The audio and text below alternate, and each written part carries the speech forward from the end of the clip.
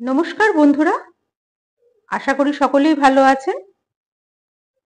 আজকে শ্রুতির তরফ থেকে সুজাতা আপনাদের সামনে নিয়ে আসছে বিভূতিভূষণ বন্দ্যোপাধ্যায় রচিত রঙ্কিনী দেবীর খড়গ গল্পটি। শুনে অবশ্যই কেমন লাগলো জানাবেন। জীবনে অনেক জিনিসই ঘটে, যাহার কোনো যুক্তিসঙ্গত কারণ খুঁজিয়া পাওয়া যায় না। আমরা অতি প্রাকৃতিক বলিয়া অভিহিত করি তাহাকে। জানি না, হয়তো খুঁজিতে জানিলে তাহাদেরও সহজ ও সম্পূর্ণ স্বাভাবিক কারণ বাহির করা যায়। মানুষের বিচার বুদ্ধি ও অভিজ্ঞতা লব্ধ কারণগুলি ছাড়া অন্য কারণ হয়তো তাহাদের থাকিতে পারে। ইহা লইয়া তর্ক উঠাইব না, শুধু এটুকুই বলিব, সেরূপ কারণ যদিও থাকে, আমাদের মতো সাধারণ মানুষের দ্বারা তাহার আবিষ্কার হওয়ার সম্ভব নয় বলিয়াই তাহাদিগকে অতি প্রাকৃতিক বলা হয়। আমার জীবনে একবার এইরূপ একটি ঘটনা ঘটিয়াছিল, যাহার যুক্তিযুক্ত কারণ তখন বা আজ কোনোদিনই খুঁজিয়া পাই নাই। পাঠকদের কাছে তাই সেটি বর্ণনা করিয়াই আমি খালাস। তাহারা যদি সে রহস্যের কোনো স্বাভাবিক সমাধান নির্দেশ করতে পারেন, যথেষ্ট আনন্দ লাভ করিব।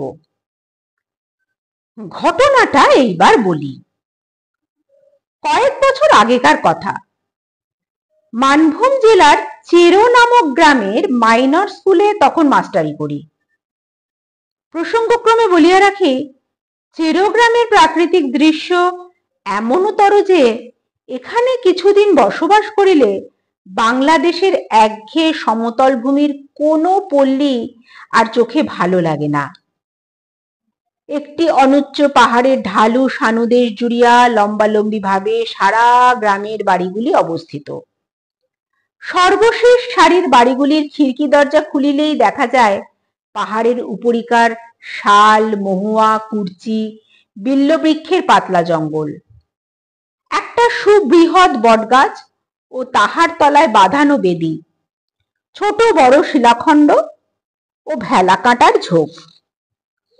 আমি যখন প্রথম এ গ্রামে গেলাম, তখন একদিন পাহাড়ের মাথায় বেড়াইতে উঠিয়া এক জায়গায় শালবনের মধ্যে একটি পাথরের ভাঙা মন্দির দেখিতে পাইলাম।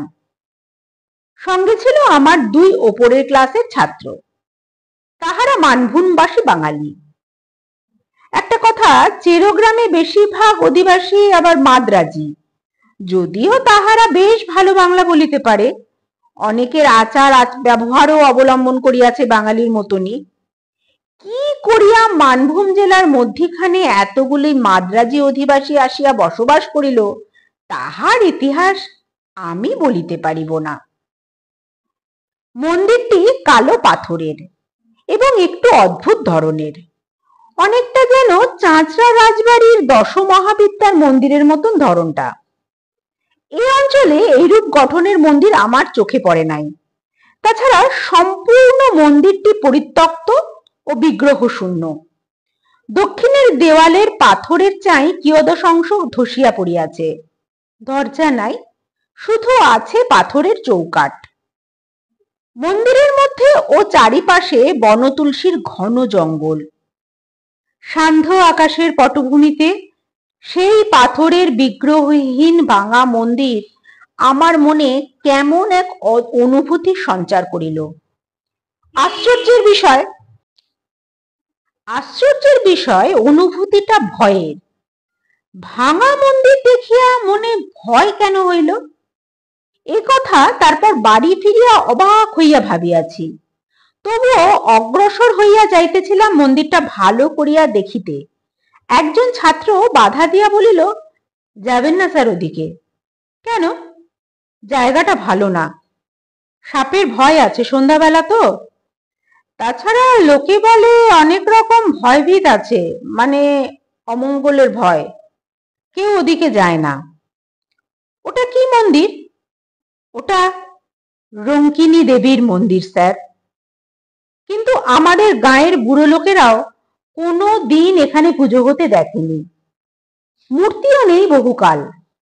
এইরকম জঙ্গল হয়ে পড়ে আছে আমাদের বাপ ঠাকুরদার আমলের আগের থেকে। চলুন স্যার, নামি।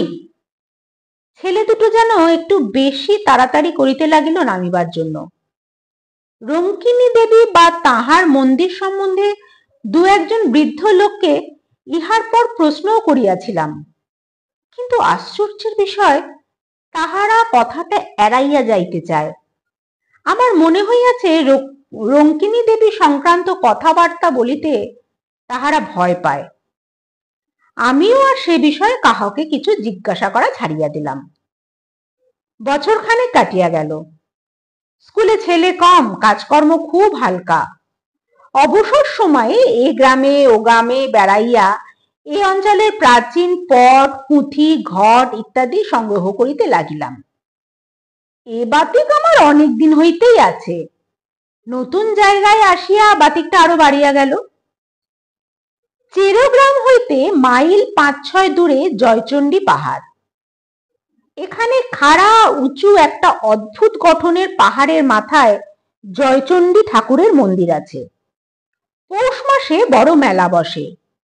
বিএনআর লাইনের একটা ছোট স্টেশনও আছে এখানে। এই পাহাড়ের কাছে একটি ক্ষুদ্র বস্তিতে কয়েক ঘর মানভূম প্রবাসী উড়িয়া ব্রাহ্মণের বাস। ইহাদের মধ্যে চন্দ্রমোহন পাণ্ডা নামে একজন বৃদ্ধ ব্রাহ্মণের সঙ্গে আমার খুব আলাপ হইয়া গেল। তিনি বাঁকা বাঁকা মানভূমের বাংলায় আমার সঙ্গে অনেক রকমের গল্প করিতেন। পট, পুঁথি, ঘট সংগ্রহের অবকাশে আমি জয়চণ্ডীতলা গ্রামের চন্দ্রমোহন পাণ্ডার নিকট বসিয়া তাহার মুখে এদেশের কথা শুনিতাম। চন্দ্রপাণ্ডা আবার স্থানীয় ডাকঘরের পোস্টমাস্টারও বটে। এদেশে প্রচলিত কত রকম আজগুবি ধরনের সাপের, ভূতের, ডাকাতের ও বাঘের, বিশেষত বাঘের, কারণ বাঘের উপদ্রব এখানে খুব বেশি, গল্প যে বৃদ্ধ চন্দ্রপাণ্ডার মুখে শুনিয়াছি, এবং সেই সব গল্প শুনিবার লোভে কত আষাঢ়ের ঘন বর্ষার দিনে বৃদ্ধ পোস্টমাস্টারের বাড়িতে গিয়া যে হানা দিয়াছি তাহার হিসাব দিতে পারিব না। মানভূমের এইসব অরণ্য অঞ্চলে সভ্যতা জগতের কেন্দ্র হইতে বহু দূরে অবস্থিত। এখানকার জীবনযাত্রাও একটু স্বতন্ত্র ধরনের। যতই অদ্ভুত ধরনের গল্প হোক, জয়চণ্ডী পাহাড়ের ছায়ায় শালবন বেষ্টিত ক্ষুদ্র গ্রামে বসিয়া বৃদ্ধ চন্দ্র পাণ্ডার বাঁকা বাঁকা মানভূম বাংলায় সেগুলি শুনিবার সময় মনে হইত, এদেশে এইরূপ ঘটিবে ইহার বিচিত্র কি, কলিকাতার বালিগঞ্জের কথা তো নয়। কথায় কথায় চন্দ্র পাণ্ডা একদিন বলিল, চেরো পাহাড়ে রঙ্কিনী দেবীর মন্দির দেখেছেন? আমি একটু আশ্চর্য হইয়া বৃদ্ধের মুখের দিকে চাহিলাম। রঙ্কিনী দেবী সম্বন্ধে এ পর্যন্ত আমি আর কোনো কথা কাহারও মুখে শুনি নাই। সেই দিন সন্ধ্যায় আমার ছাত্রটির নিকট যাহা সামান্য কিছু শুনিয়াছিলাম তাহা ছাড়া। বলিলাম, মন্দির দেখেছি, কিন্তু রঙ্কিনী দেবীর কথা জানবার জন্য যাকেই জিজ্ঞাসা করেছি সেই চুপ করে গিয়েছে বা অন্য কথা পেরেছে। এর কারণ কিছু বলবেন? চন্দ্রপাণ্ডা বলিলেন, রঙ্কিনী দেবীর নামে সবাই ভয় খায়। কেন বলুন তো? মানভূম জেলায় আগে অসভ্য বুনোজাত বাস করত, এদের দেবতা উনি। ইদানিং হিন্দুরা এসে এখানে যখন বাস করলে উনি হিন্দুদেরও ঠাকুর হয়ে গেলেন। তখন তাদের মধ্যে কেউ মন্দির করে দিলে হয়তো, কিন্তু রঙ্কিনী দেবী হিন্দু দেবদেবীর মতন নন, অসভ্য বন্য জাতির ঠাকুর। আগে ওই মন্দিরে নরবলি হতো। 60 বছর আগেও রঙ্কিনী দেবীর মন্দিরে নরবলি হয়েছে। অনেকে বিশ্বাস করেন রঙ্কিনী দেবী অসন্তুষ্ট হলে রক্ষা নেই, অপমৃত্যু আর অমঙ্গল তাহলে আসবেই। এরকম অনেকবার হয়েছে নাকি? একটা প্রবাদ আছে এই অঞ্চলে, দেশে মড়ক হবার আগে রঙ্কিনী দেবীর হাতের খাড়া রক্ত মাখা দেখা যেত। আমি যখন প্রথমে এদেশে আসি, সে আজ থেকে 40 বছর আগের কথা, তখন প্রাচীন লোকেদের মুখে এ কথা শুনেছিলাম। রঙ্কিনী দেবীর বিগ্রহ দেখেছিলেন মন্দিরে? না, আমি এসে পর্যন্ত ওই ভাঙা মন্দিরই দেখেছি। এখান থেকে কারা বিগ্রহটি নিয়ে যায় অন্য কোনো দেশে? রঙ্কিনী দেবীর এসব কথা আমি শুনিতাম ওই মন্দিরের সেবায়িত বংশের এক বৃদ্ধের মুখে। তার বাড়ি ছিল ওই চেরোগ্রামেই।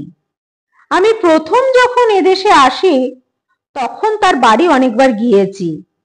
দেবীর খাড়া রক্তমাখা হওয়ার কথাও তার মুখেই শুনেছি। এখন তাদের বংশের আর কেউ নেই, আর তারপর চেরোগ্রামেও আর বহুদিন যায়নি, বয়স হয়েছে, বড় বেশি কোথাও বেরুইও না।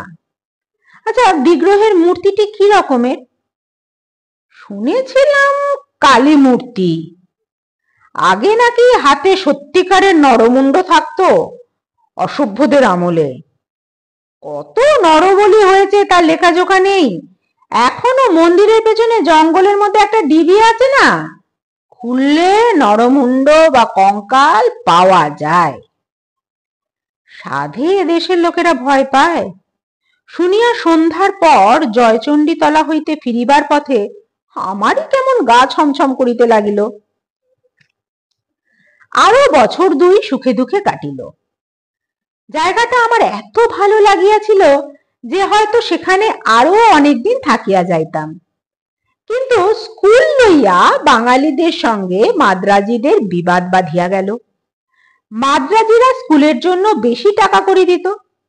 তাহারা দাবি করিতে লাগিল কমিটিতে তাহাদের লোকই বেশি থাকিবে, ইংরেজির মাস্টার একজন মাদ্রাজি রাখিতেই হইবে।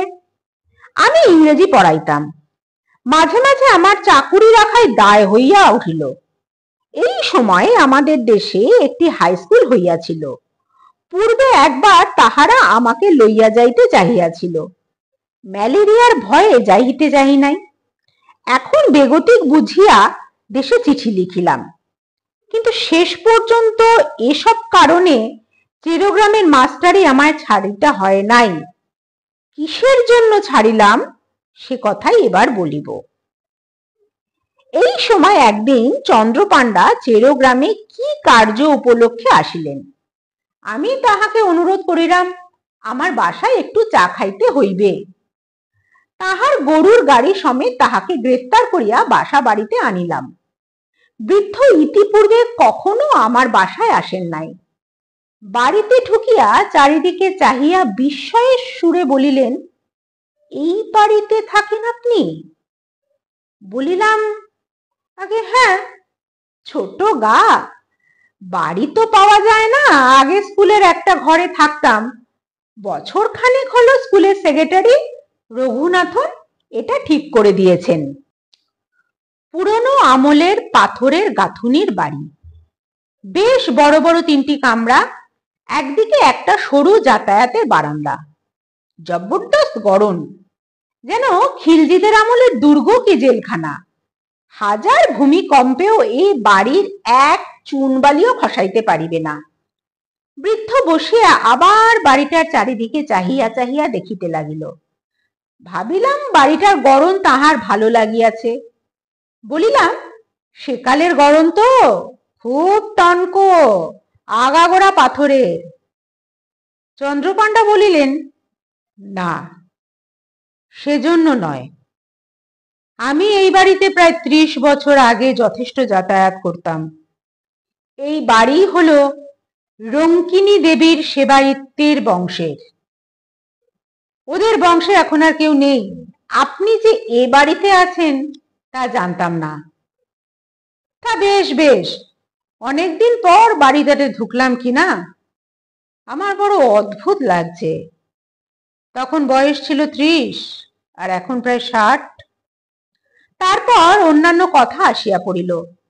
চা পান করিয়া বৃদ্ধ গরুর গাড়িতে গিয়া উঠিলেন। আরো বছরখানেক কাটিয়াছে। দেশের স্কুলের চাকুরির আশ্বাস পাইলেও আমি এখনো যাই নাই, কারণ এখানকার বাঙালি মাদ্রাজির সমস্যা একরূপ মিটিয়া আসিয়াছে। আপাতত আমার চাকরিটাও বহালই আছে। চৈত্র মাসের শেষ। 5-6 ক্রোশ দূরবর্তী এক গ্রামে আমারই এক ছাত্রের বাড়িতে অন্নপূর্ণা পূজার নিমন্ত্রণ রক্ষা করতে গিয়াছিলাম। মধ্যে রবিবার পড়াতে শনিবার গরুর গাড়ি করিয়া রওনা হই। রবিবার ও সোমবার থাকিয়া মঙ্গলবার দুপুরের দিকে বাসায় আসিয়া পৌঁছালাম। বলা আবশ্যক, বাসায় আমি একাই থাকি। স্কুলের চাকর রাখো হরি আমার রাধে। কয়দিন স্কুলের ছুটি ছিল, রাখো হরিকে আমি সঙ্গে করিয়া লইয়া গিয়াছিলাম। বাহিরের দরজায় তালা খুলিয়াই রাখো হরি বলিয়া উঠিল, এ বাবু, এ কিসের রক্ত দেখুন। প্রায় চমকিয়া উঠিলাম। তাই বটে, বাহিরের দরজার চৌকাঠের ঠিক ভেতরের দিক হইতে রক্তের ধারা উঠান বহিয়া চলিয়া গিয়াছে। একটানা নয়, ফোঁটা ফোঁটা রক্তের একটা অবিচ্ছিন্ন সারি, একেবারে টাটকা রক্ত। এইমাত্র সদ্য যেন কাহারও মুন্ড কাটিয়া লইয়া যাওয়া হইয়াছে। আমি তো অবাক, কিসের রক্তের ধারা এ? কোথা হইতেই বা আসিল? আজ 2 দিন তো বাসা বন্ধ ছিল। বাড়ির উঠোনের ভিতরে রক্তের দাগ আসে কোথা থেকে? তাহার উপর সদ্য তাজা রক্ত। অবশ্য কুকুর, বিড়াল ও ইঁদুরের কথা মনে পড়িল। এক্ষেত্রে সেটাই স্বাভাবিক। চাকরকে বলিলাম, দেখ তোরে রক্তটা কোন দিকে যাচ্ছে। এ হলো নিশ্চয়ই সেই বড় হুলো বেড়ালটার কাজ। রক্তের ধারাটা গিয়েছে দেখা গেল সিঁড়ির নিচে চোরকুঠিরির দিকে। ছোট্ট ঘর, ভীষণ অন্ধকার, এবং যত রাজ্যের ভাঙা চোরা পুরনো মালে ভর্তি বলিয়া আমি কোনো দিন চোরকুঠুরি খুলি নাই। চোরকুঠুরির দরজা পার হইয়া বন্ধ ঘরের মধ্যে রক্তের ধারাটার গতি দেখিয়া ব্যাপারটা কিছু বুঝিতে পারিলাম না। কতকাল ধরিয়া ঘরটা বাহির হইতে তালা বন্ধ। যদি বিড়ালেরই ব্যাপার হয়, বিড়াল ঢুকিতেও তো একটা ছিদ্রপথের দরকার হয়। চোরকুঠুরির তালা লোহার শিকলের চার দিয়া খোলা হইল। আলো জ্বালিয়া দেখা গেল ঘরটায় পুরনো ভাঙা তোবড়ানো টিনের বাক্স, পুরনো ছেঁড়া গদি, খাটের পায়া, মরিচা ধরা সরকি, ভাঙা টিন, শাবল প্রভৃতিতে ঠাসা। ঘরের মেঝেতে সোজা রক্তের দাগ এক কোণের দিকে গিয়াছে। রাখো হরি খুঁজিতে খুঁজিতে হঠাৎ চিৎকার করিয়া বলে উঠিল, এ বাবু, এতে কি করে এমন ধারা রক্ত লাগলো? তারপর সে কি একটা জিনিস হাতে তুলিয়া ধরিয়া বলিল, দেখুন কাণ্ডটা বাবু। জিনিসটা হাতে লইয়া সে বাহিরে আসিতে তাহার হাতের দিকে চাহিয়া আমি চমকিয়া উঠিলাম। একখানা মোর্চে ধরা হাতলবিহীন ভাঙা খাড়া বা রামদা, আগার দিকটা চওড়া ও বাঁকানো। বড় চওড়া ফলাটা তাজা রক্তে টকটকে রাঙা, একটু আধটু নয়, ফলাতে আগা গোড়া রক্ত মাখানো। মনে হয় যেন খাড়াখানা হইতে এখনই টপ টপ করিয়া রক্ত ঝরিয়া পড়িবে। সেই মুহূর্তে একসঙ্গে আমার অনেক কথা মনে হইল। সেই বৎসর 2 পূর্বে চন্দ্রপাণ্ডার মুখে শোনা সেই গল্প। রঙ্কিনী দেবীর সেবায়িত বংশের ভদ্রাসনের বাড়ি এটা। পুরনো জিনিসের গুদাম এই চোরাকুঠুরিতে। রঙ্কিনী দেবীর হাতের খাড়াখানা তাহারাই হয়তো রাখিয়াছিলেন। মরকের আগে বিগ্রহের খাড়া রক্তমাখা হওয়ার প্রবাদ। আমার মাথা ঘুরিয়া উঠিল। মরক কোথায় ভাবিতে পারিতাম যদি সময় পাইতাম সন্দেহ করবার, কিন্তু তাহা পাই নাই। পরদিন সন্ধ্যার সময় চেরোগ্রামে প্রথম কলেরা রোগীর খবর পাওয়া গেল। 3 দিনের মধ্যে রোগ ছড়াইয়া মরক দেখা দিল। প্রথমে চেরো, তারপর পাশের গ্রাম কাজরা, ক্রমে জয়চণ্ডীতলা। সমস্ত জায়গা মরক বিস্তৃত হইল। লোক মরিয়া ধুলধাবাড়িয়া হতে লাগিল। চিরগ্রামের মাদ্রাজির বংশ প্রায় একেবারে কাবার হইবার জোগাড় হইল। মড়কের জন্য স্কুল বন্ধ হইয়া গেল। আমি দেশে পালাইয়া আসিলাম। তারপর আর কখনো চেরোতে যাই নাই। গ্রীষ্মের বন্ধের পূর্বেই দেশের স্কুলের মাস্টারির চাকুরিটা পাইয়াছিলাম। সেই হইতে রঙ্কিনী দেবীকে মনে মনে আমি ভক্তি করি। তিনি অমঙ্গলের পূর্বাভাস দিয়া সকলকে সতর্ক করিয়া দেন মাত্র। মূর্খ জনসাধারণ তাহাকেই অমঙ্গলের কারণ ভাবিয়া ভুল বোঝে। নমস্কার। শেষ হলো আজকের গল্প বিভূতিভূষণ বন্দ্যোপাধ্যায় রচিত রঙ্কিনী দেবীর খড়গ।